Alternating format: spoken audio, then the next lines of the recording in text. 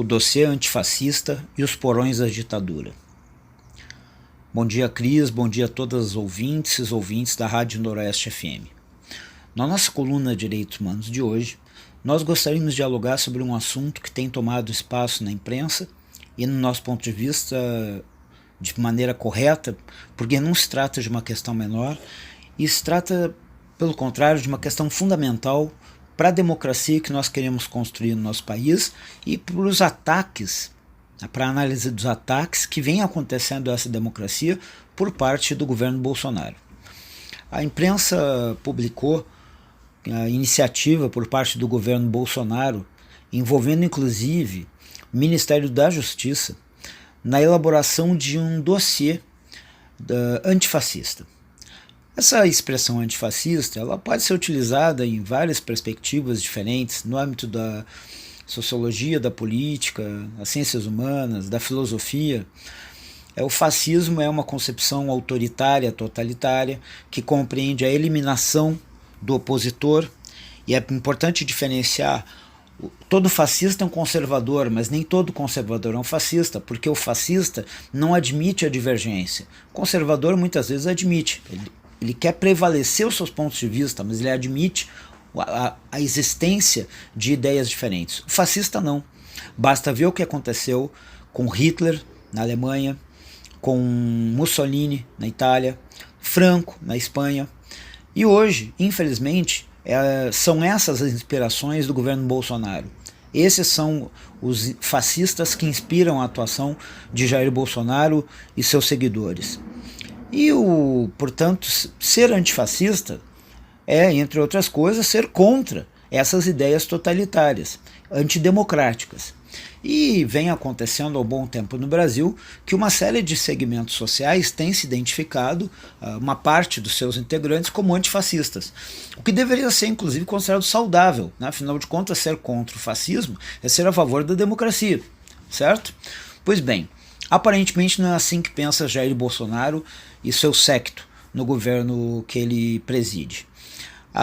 Foi publicada então a existência desse dossiê antifascista e teria como objetivo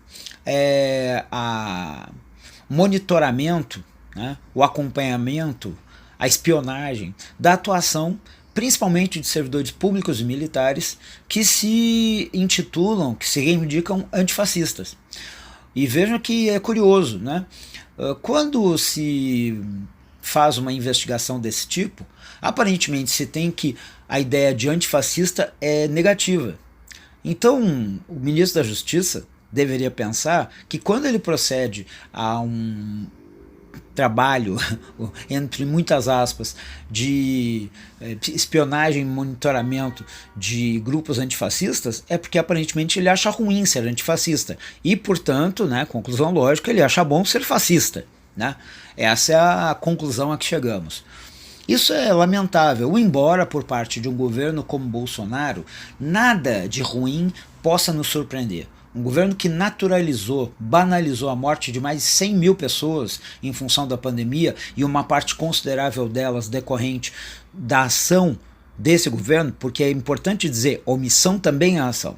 Então a omissão criminosa de Bolsonaro que naturaliza a morte de 100 mil pessoas, isso não deveria nos fazer surpreender que esse governo adote procedimentos de espionagem política, de monitoramento, arapongagem e coisas do gênero. Pois bem, nós já temos a notícia de que o Brasil está sendo denunciado internacionalmente em função destas práticas. Né?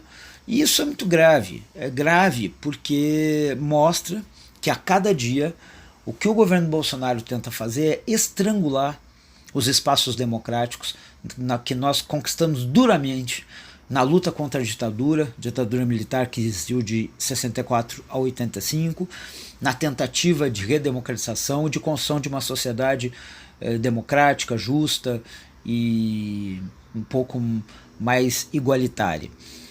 Os passos do governo Bolsonaro são totalmente em sentido oposto.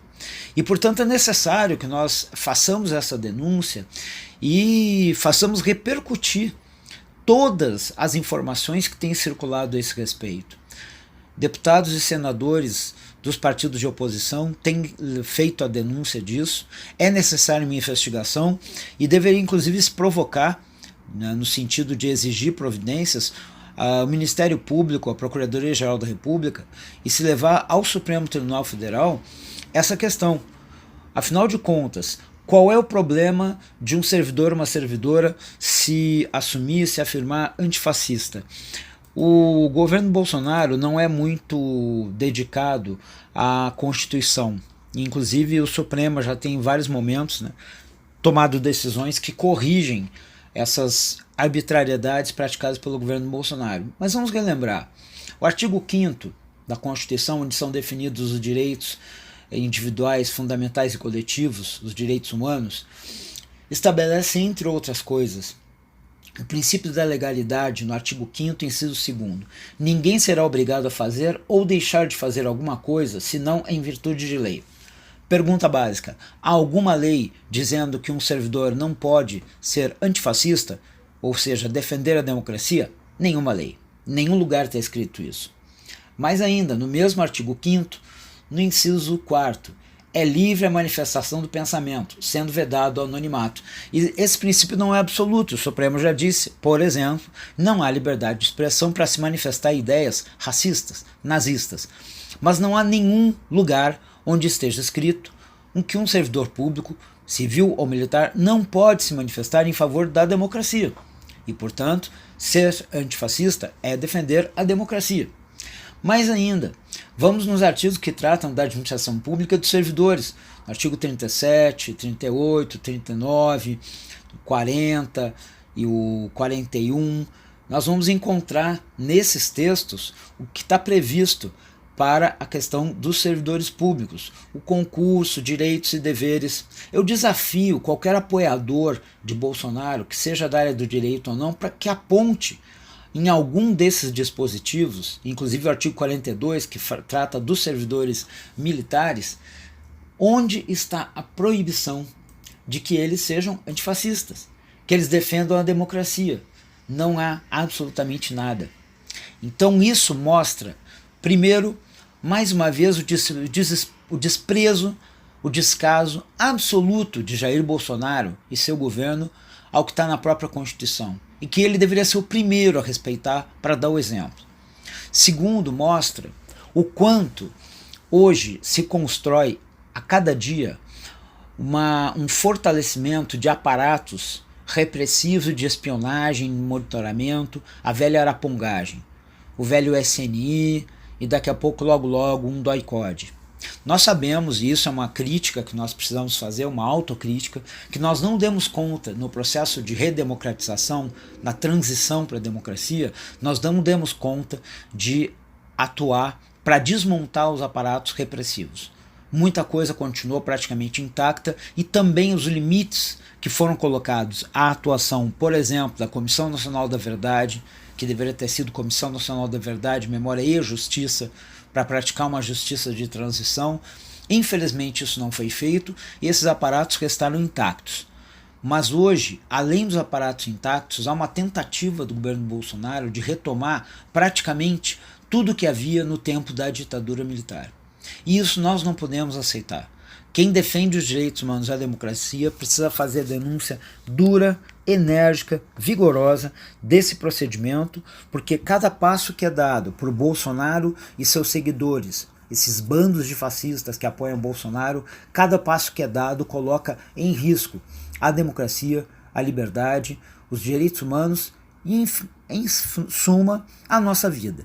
Portanto, nós gostaríamos aqui de deixar esse alerta, chamar todas e todos para essa reflexão e a necessidade de que essa pauta, de que essa questão seja tão importante quanto tantas outras. É importante lutar contra reformas que eliminam direitos, como foi a trabalhista previdenciária, é importante lutar pelos direitos que cotidianamente tentam nos retirar na educação, na saúde, mas também temos que lutar de maneira enérgica contra os retrocessos que Bolsonaro pretende impor nas conquistas democráticas que nós tivemos depois do fim da ditadura militar. Era o que nós gostaríamos de colocar no dia de hoje. Muito obrigado.